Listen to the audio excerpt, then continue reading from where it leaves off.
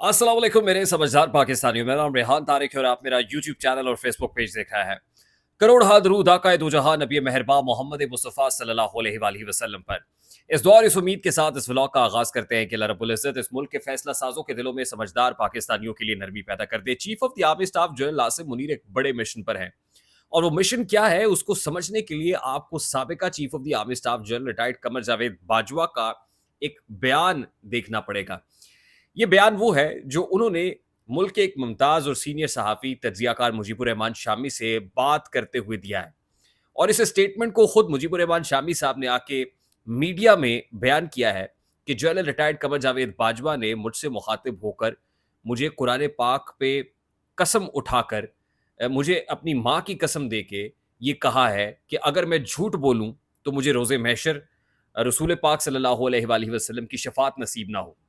अब सवाल ये है कि जनरल रिटायर्ड कमर जावेद बाजवा को इस अंदाज में वजाहतें क्यों देना पड़ रही हैं?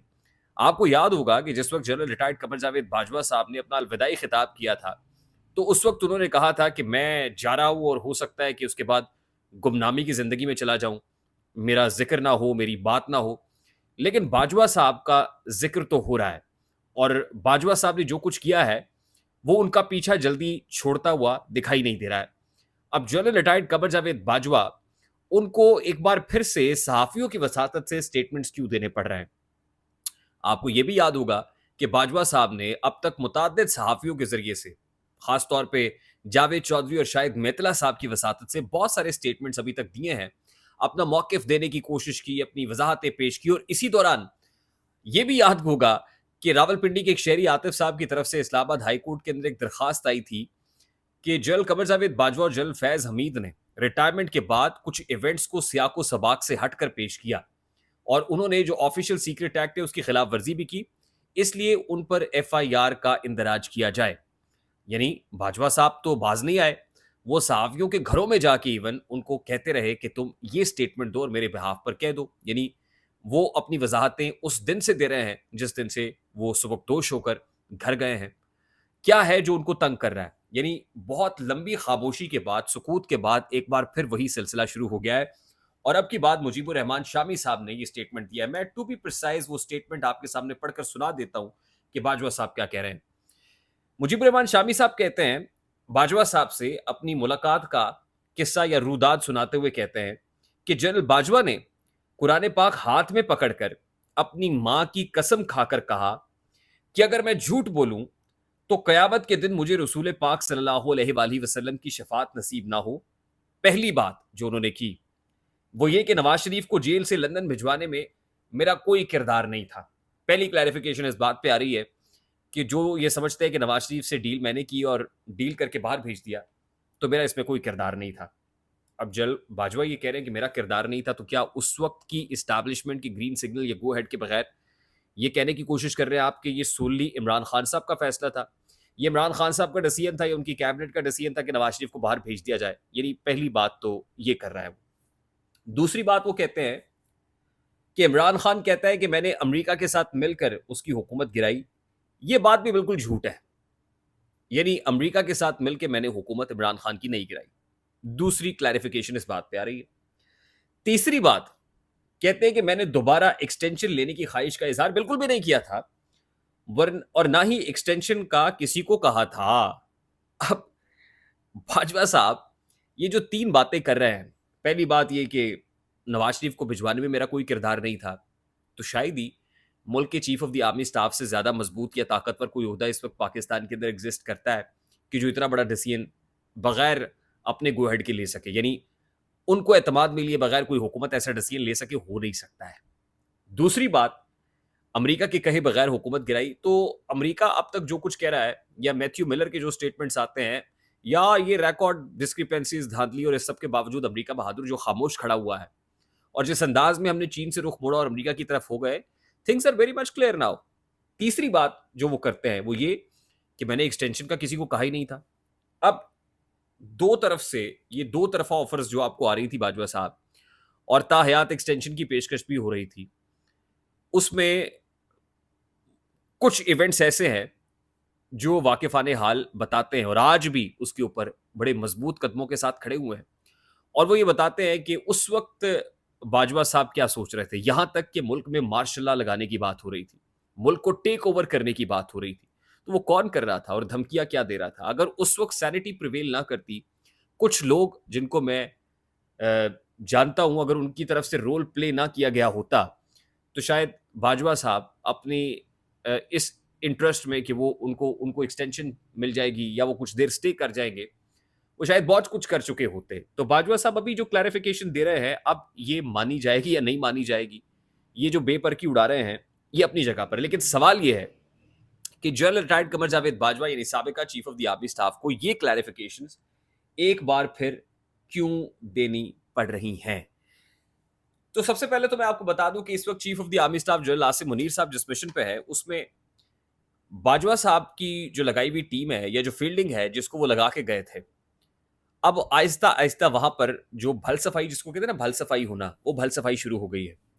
इसका जो आगाज है, मैं आगाज तो नहीं, आप समझ लीजिए कि ये खासी हद तक इसके बाद काम तेज हो गया है। वो कोर कमांडर मंगला एमन बिलाल सफदर साहब, लेफ्टिनेंट जनरल एमन बिलाल सफदर साहब की कबल अज वक्त रिटायरमेंट है, और इसके बाद से मामला बहुत सारे हैं जो राइट लेफ्ट हो रहे हैं।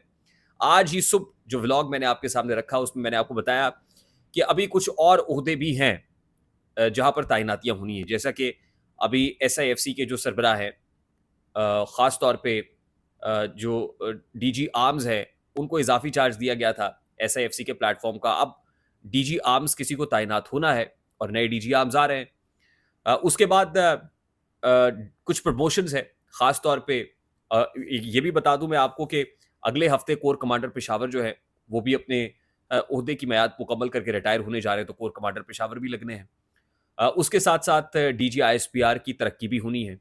DG ISI के हवाले से भी फैसला chief of the army staff general Asim Munir को करना है। लेकिन अभी तक जब जनरल कमर जावेद बाजवा रिटायर होने वाले थे, तो उन्होंने मैसिव पैमाने के ऊपर जो है वो तरक्कियां दी थी, और 12 मेजर जनरल्स को प्रमोट करके लेफ्टिनेंट जनरल के ओहदे पर तरक्की दे दी थी, बावजूद इसके कि कोई आगे पोजीशन वेकेंट नहीं थी। उनके अंदर ही जनरल आसिफ गफूर का नाम भी शामिल है, उनको भी मेजर जनरल से लेफ्टिनेंट जनरल के ओहदे पर तरक्की मिली थी। और इन दिनों वो जो है वो सबको पता है कि NDU के अंदर बतौर चेयरमैन खिदमात सर अंजाम दे रहे हैं और फिर कोर कमांडर कोयटा भी रहे हैं।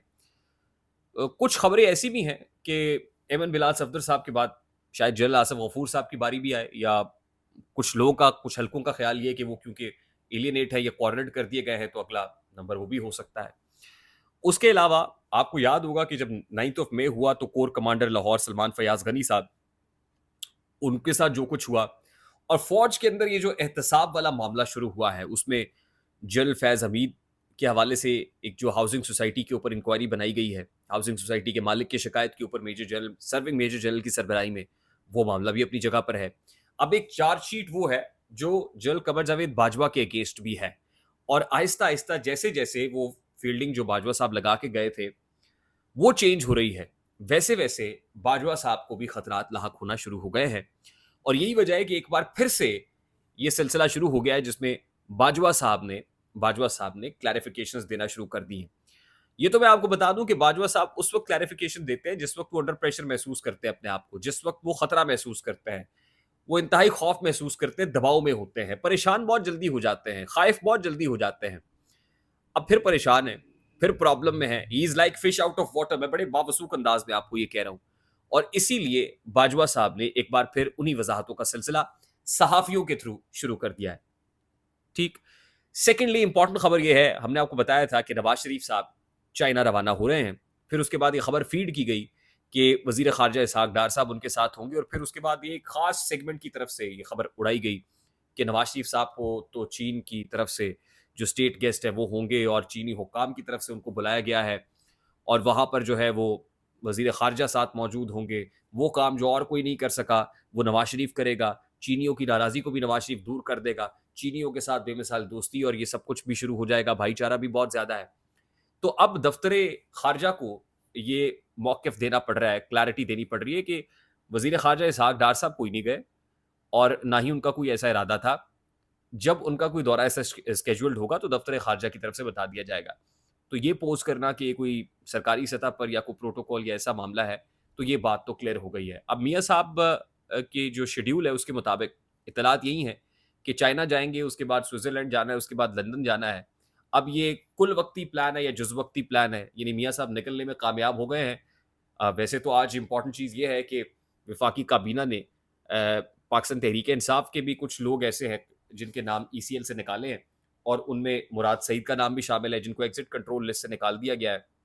उनमें जनाब शिबली फराज साहब का जो नाम है वो भी शामिल है और बहुत सारे ऐसे रहनुमा हैं जिनके नाम खास तौर पे 9th ऑफ मई के बाद एग्जिट कंट्रोल लिस्ट में थे, अब वो नाम निकाल दिए गए हैं। तो ये भी मुमकिन है कि ये कोई बैलेंसिंग एक्ट भी हो कि एक तरफ उधर से ईसीएल से निकल गए हैं और दूसरी तरफ मियाँ साहब को फरार करा दिया गया है। तो let's see what happens in next few days to come. I hope मेरी बात आप तक पहुंची होगी। अगर पहुंच जाए तो वीडियो को लाइक और शेयर करना मत भूलिएगा। चैनल पे नए हैं तो चैनल को सब्सक्राइब कर लीजिएगा। बेल आइकन जरूर दबाइएगा। मुझे रेहान तारिक को इजाजत दीजिए। अपना बहुत सारा ख्याल रखिएगा। अस्सलाम वालेकुम।